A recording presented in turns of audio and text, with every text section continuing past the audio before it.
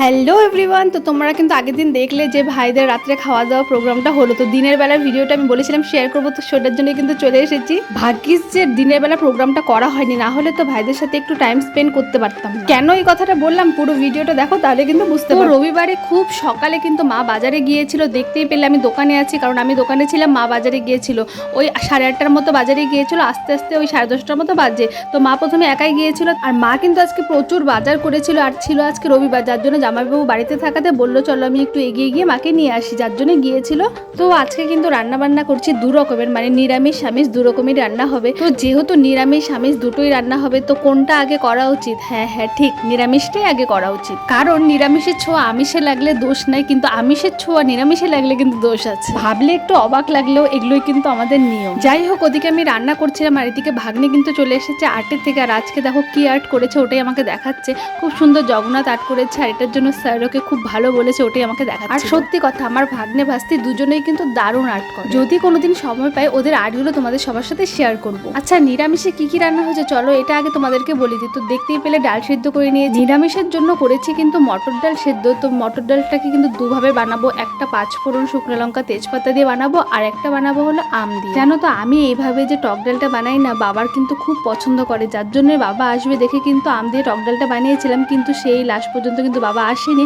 তো বাবারটা আমি প্যাক করে পাঠিয়ে দিয়েছি। আর সেখানেও একটা গল্প আছে। অ্যাকচুয়ালি বাবার জন্য পাঠিয়েছিলাম কিন্তু লুচি তরকারি পায়েস এগুলো, তো তার সাথেও পাঠিয়ে দিয়েছিলাম টক ডাল। বলো তো লুচির সাথে টক ডাল কে খায়? কিন্তু আমার বাবা খেয়েছে। তার মানে ভাবতে পারছো কি পরিমাণে এই টক ডালটা ভালোবাসে। আমার বাবা তো মাছ মাংস এগুলো একদমই পছন্দ করে না, শুধু কিন্তু এই ডালটাই ভালোবাসে।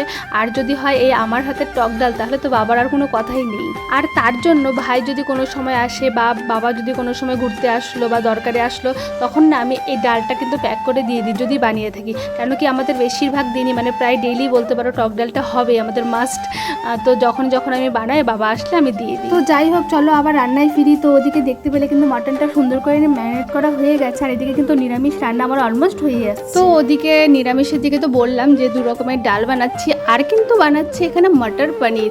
তো মটর পনির যেহেতু বানাচ্ছি, মটর তো লাগবে। তো মটরটা এখন পাওয়া যায় না দেখে কিন্তু এই ফ্রোজেন মটরশুঁটিগুলো অনলাইন থেকে নিয়ে এসেছি, খুব ভালো কিন্তু মটরশুঁটিগুলো। তো ওটা দিয়ে দেখো পনিরটা করেছি, আর আজকের যে পনিরটা করেছি না, পনিরটা ভীষণই ভালো। অ্যাকচুয়ালি এটা কিন্তু কোনো প্যাকেটের পনির না।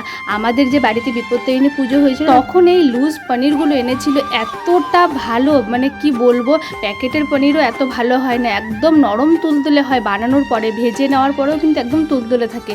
তো ওই পনিরটাই কিন্তু আবার নিয়ে এসেছিল, ওটা দিয়ে আজকে মটর পনির করছি। আমার শাশুড়ি মাও কিন্তু এত পনির খেতে ভালোবাসে না, কিন্তু এই পনিরটা খাওয়ার পরে মানে পনিরের প্রতি বলে একটা ভালোবাসা জন্মে গেছে। এই যে দেখো আমার মটর পনিরটা কিন্তু একদম রেডি হয়ে গেছে। এখন হলো ধনে পাতা কুচি আর গরম মশলা দিয়ে নামিয়ে নেব। আচ্ছা, তোমরা কে কে পনির খেতে ভালোবাসো আমাকে কিন্তু অবশ্যই কমেন্ট করে জানিও। আমি তো ভীষণ পনির খেতে ভালোবাসি, মানে আমার কাছে মাছ মাংস থেকে কিন্তু আমি নিরামিষটা খুব পছন্দ করি, আর পনির যদি হয় তাহলে তো কোনো কথাই নেই। আর আজকে জানো আমি কিন্তু দুবেলায় এই পনির দিয়েই খেয়েছি, কারণ আমি তো মটন খাই না। তো এই পনির দিয়ে খেয়েছি মাঝের সাথে নিরামিষ। অ্যাকচুয়ালি একদম নিরামিষও না, এই যে গুঁড়ো মাছের চচ্চড়িটা করছি না, ওই চচ্চড়িটাও কিন্তু আমার খুবই পছন্দের। তো ওই চচ্চড়ি দিয়ে আর পনির দিয়ে খেয়েছি। আচ্ছা, তোমরা কিন্তু এই সিনটা দেখে ভেবো না যে আমরা ঝগড়া করছি। তো এখানে কিন্তু আমরা ঝগড়া করছিলাম না, অ্যাকচুয়ালি মাসি বলেছে যে চলে যাব, মানে কালকে চলে যাব, যার জন্য কিন্তু মাসিকে এখানে আমরা আটকানোর জন্য মানে এরকম জোরে জোরে করে কথা বলছি যাতে না যেতে দিই। তো মাসি আরও বলেছিলাম আর 1 সপ্তাহ থাকো তারপরে যাবে। যাই হোক থাক, ওটা দেখা যাবে। তো এদিকে দেখো এই যে আমাদের গুঁড়া মাছগুলো কিন্তু আমার একদম ভাজা কমপ্লিট হয়ে গেছে, একদম হালকা করে ভেজে নিয়েছিলাম। প্রথমে ভেবেছিলাম কি একদম হাতে মেখে ওটা বানাবো, কিন্তু তারপরে ভাবলাম না, আজকে একটু রেসিপিটা চেঞ্জ করে দিই। তাই দেখো একদম হালকা ভেজে কিন্তু উঠিয়ে নিয়েছি। তারপরে এখন এই ঝুড়ি ঝুড়ি করে রাখা আলু আর পেঁয়াজ কাটাটা দিয়ে দিলাম, আর অল্প ভেজে নিয়ে কিন্তু টমেটো কুচিটা দিয়ে দিলাম, আর সাথে দিয়েছিলাম লবণ হলুদটা দিয়ে খুব ভালো করে আগে ভেজে নিয়েছিলাম, অনেক পরে কিন্তু লঙ্কার গুঁড়োটা দিয়েছিলাম। আর হ্যাঁ, কাঁচা লঙ্কা অনেকগুলো দিয়েছিলাম, মানে কাঁচা লঙ্কা কুচি। ওদিকে দেখি ভাতের জলটা কিন্তু একদম গরম হয়ে গিয়েছে, তো চালগুলো দিয়ে দিলাম।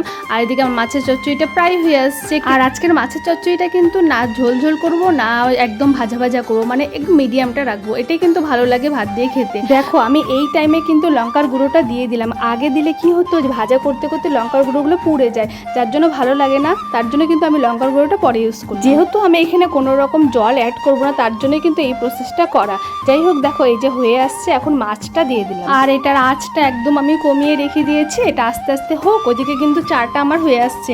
আমার আমাদের দুপুরবেলা তো চা লাগবে, তো ওই চাটাই কিন্তু হয়ে গেছে, এখন ঢেলে সবাইকে দিয়ে দেবো। তো আগে মাঠটা চিনি ছাড়া ঢেলে নিলাম, তারপরে যে বাকি সবারটার মধ্যে কিন্তু চিনি অ্যাড করে ঢেলে নিলাম। আর জানো তো আমার এই চিনি ছাড়া চা করতে করতে এখন এমন একটা অভ্যাস তৈরি হয়ে গেছে, আমি যদি অন্য কোথাও গিয়েও চা বানাই বা অন্য কারোর জন্য চা বানাই না, আমি না ওই চিনিটা দিতে কিন্তু ভুলে যাই, কারণ আমি সবসময় চিনি ছাড়া চাই বানাই, কারণ শাশুড়ি মায়ের জন্য সবসময় দিতে হয়। তো আমার এই অভ্যাসটা হয়ে গেছে। এবারও এরকম হয়েছিল, বাড়িতে গিয়ে একদিন চা বানাতে বলেছিল, তো ওই চার সময় না আমি চিনি অ্যাড করতে ভুলে গিয়েছি। যাই হোক, ওদিকে কিন্তু বরকে দোকানে চা দিতে গিয়ে দেখলাম যে আমার একটা পার্সেল চলে আসছে, তো ওটাই এসে কিন্তু এখানে আনবক্সিং করছি আর সবাইকে খুলে দেখাচ্ছি। তো এই গেঞ্জিটা কার তোমরা কি গেস করতে পারছো? অবশ্যই কেমন করে করবে যদি না দেখায়। এটা হলো আমার বরের জন্য কিনেছে আমার শাশুড়ি। ফ্লিপকার্ট থেকে গেঞ্জিটা নিয়েছি, কাপড় কোয়ালিটি কিন্তু খুব ভালো এসেছে। আর এই যে দেখো মাছের চচ্চড়িটা কিন্তু একদম রেডি হয়ে গেল, এখন ধনেপাতা কুচি দিয়ে বাস নামিয়ে দেবো। আর এই পাশের গ্যাসে কিন্তু মাছ ভাজাগুলো করে নিচ্ছি। আর আমরা কি শুধু রান্নাই করি বলো তো? না, দেখো রান্নার সাথে কিন্তু আমাদের খুনসুটি ঝগড়া এগুলো কিন্তু চলতেই থাকে। তো এখন আমাদের চলছে, তোমরা কি ভাবছো এখানে আমরা দুজন আছি? না, পিছনে কিন্তু দেখো কিছু মানুষ আছে, আর জন আমার ঘরের ভিতরেও একজন আছে, ওই দেখো বেরিয়ে আসছে ভিতর থেকে, কিন্তু আমার সাথে আর কি করছিল, কিন্তু ওই যে ক্যামেরার সামনে আসবে না। যেই দেখলো যে এখানে মোবাইল সেট করা আছে অমনি কিন্তু ভেগে পারলো। তাই ভাবলাম যে হ্যাঁ তুমি আসো আমার সাথে, যখন দুষ্টুমি করতে আসবে আমি মোবাইল লাগিয়ে দেবো, বাস আমার থেকে ভয়ে পালাবে। এই বুদ্ধিটা কিন্তু সেই না, তোমরাও কিন্তু এগুলো অ্যাপ্লাই করতে পারো। যার যার বর ক্যামেরার সামনে আসতে চায় না তারা কিন্তু এই টেকনিকটা ইউজ করতে পারো। আচ্ছা যাই হোক, দেখো আমার কিন্তু এদিকে বাকি সব রান্না কমপ্লিট, শুধু মটনটা বাদে। এখন কিন্তু এই যে ননদ এখানে মটনটা বসিয়ে দিচ্ছে। এই যে এইদিকে ও পেঁয়াজ ভাজাটা বসিয়ে দিয়েছে, আর এইদিকে আমি এক গামলা মটন নিয়ে হাতে নিয়ে দাঁড়িয়েছি যে পেঁয়াজ ভাজাটা কমপ্লিট হলে আমি ঢেলে দেবো। যাই হোক, ওদিকে তো আমি ঘড়িয়ে দেখিনি যে এতটা লেট হয়ে গেছে, তার জন্য কিন্তু পুরো মটন রান্নার প্রসেসটা তোমাদের কাছে শেয়ার করতে পারলাম না, কারণ ভিডিওটা প্রচুর বড় হয়ে গেছে। যাই হোক, আবার কোনো নেক্সট পার্টে তোমাদেরকে এটা দেখাবো। তোমরা এখন শুধু মটনটার ফাইনাল লুকটা দেখো। মটনটা দেখতে যেমন লোভনীয় হয়েছিল তেমনি খেতেও খুব টেস্ট হয়েছিল। আমি তো খাই না, আমি বলিনি, বাকি সবাই খেয়ে বলেছিল এই কথাটা, তাই তোমাদেরকে বললাম। চলো আজকের জন্য ভিডিওটা এখানে শেষ করছি, দেখা হচ্ছে আবার নেক্সট ভিডিওতে। Okay bye.